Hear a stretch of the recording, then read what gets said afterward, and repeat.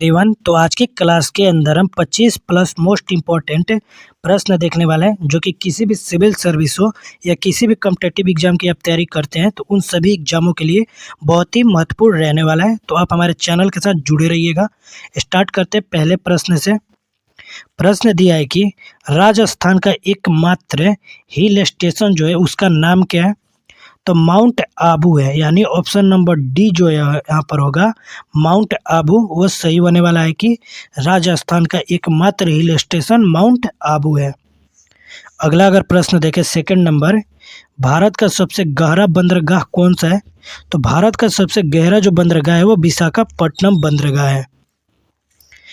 अगला प्रश्न देखते हैं 3 नंबर की, पूर्व का स्कॉटलैंड जो है वो किस शहर को बोला जाता है या किस शहर को कहा जाता है। तो शिलोंग जो शहर है मेघालय राज्य के अंदर पड़ता है, शिलोंग शहर या मेघालय राज्य का राजधानी है शिलोंग, उसे पूर्व स्कॉटलैंड के नाम से जानते हैं।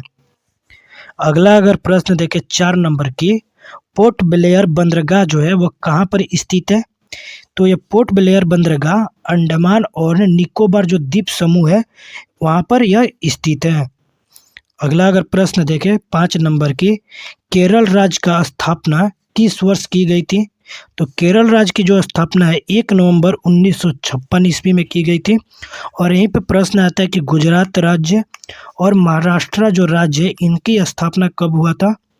तो ये 1960 ईस्वी में गुजरात और महाराष्ट्र की स्थापना और केरल राज्य की स्थापना 1956 ईस्वी में। तो इस चीज़ को भी याद रखना है।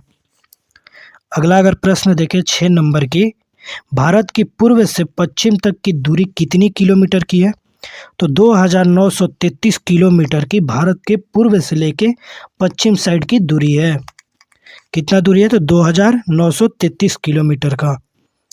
अगला अगर 7 नंबर प्रश्न देखा जाए, स्वामी विवेकानंद हवाई अड्डा जो है वो किस राज्य के अंदर स्थित है।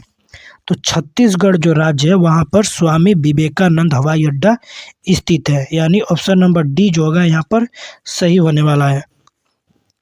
8 नंबर अगर प्रश्न देखें कि कलमकारी जो लोक कला शैली है इसका संबंध जो है वो किस राज्य से है।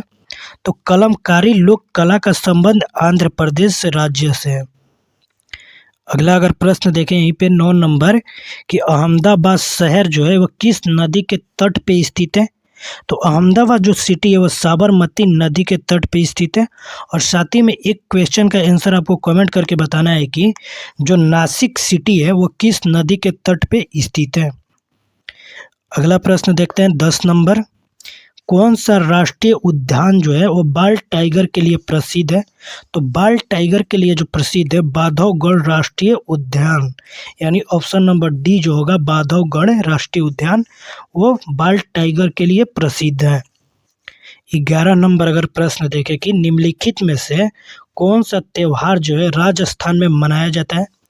तो बूंदी उत्सव जो है वो राजस्थान राज्य के अंदर मनाया जाता है। अगला अगर प्रश्न देखते हैं यहीं पे 12 नंबर की, निम्नलिखित में से कौन भारतीय नर्तकियों में से भारतीय इतिहास की पहली महिला थी जिन्हें राज्यसभा के सदस्य के रूप में नामित किया गया था। तो रुक्मणी देवी अरुणडेल जो थी उनको नामित करा गया था।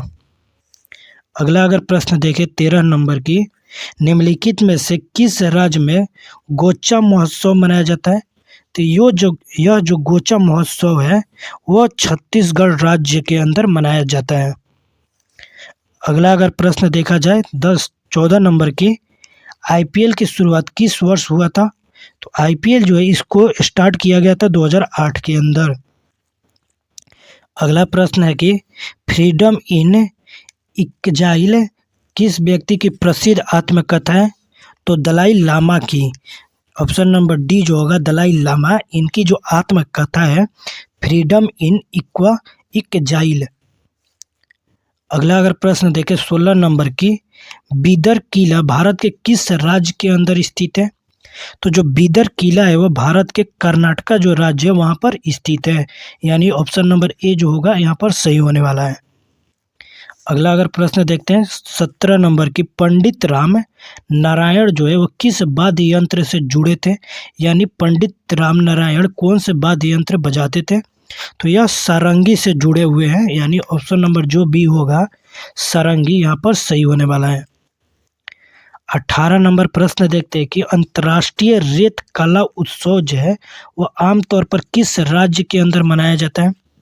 तो रेत कला उत्सव जो है वो उड़ीसा राज्य के अंदर मनाया जाता है। अगला प्रश्न देखते हैं 19 नंबर की, विंग्स ऑफ फायर जो है यह किस व्यक्ति की या किस भारतीय वैज्ञानिक की आत्मकथा है? तो यह जो विंग्स ऑफ फायर है वो डॉक्टर APJ अब्दुल कलाम जो है हमारे, उनकी आत्मकथा है, यानी ऑप्शन नंबर बी जो होगा यहाँ पर सही होने वाला है। 20 नंबर अगर प्रश्न देखें कि असम का अम्बुबाची जो त्यौहार है हर साल किस महीने में मनाया जाता है? तो अम्बुबाची जो त्यौहार है यह जून के महीने में मनाया जाता है।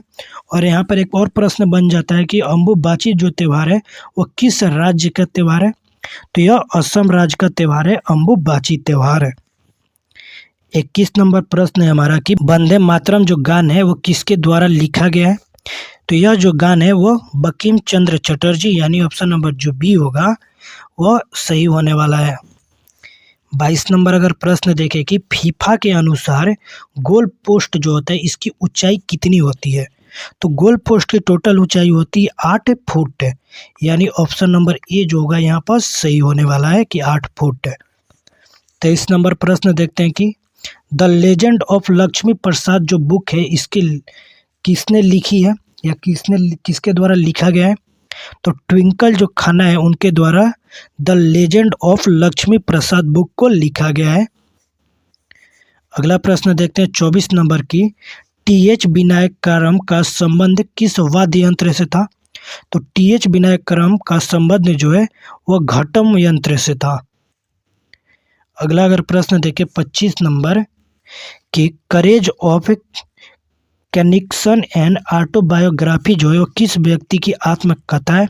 तो यह बीके सिंह की आत्मकथा है, यानी ऑप्शन नंबर ए जो है बीके सिंह यहाँ पर सही होने वाला। देखिए 26 नंबर की, सलहेस त्यौहार जो है वो किस राज्य में मनाया जाता है?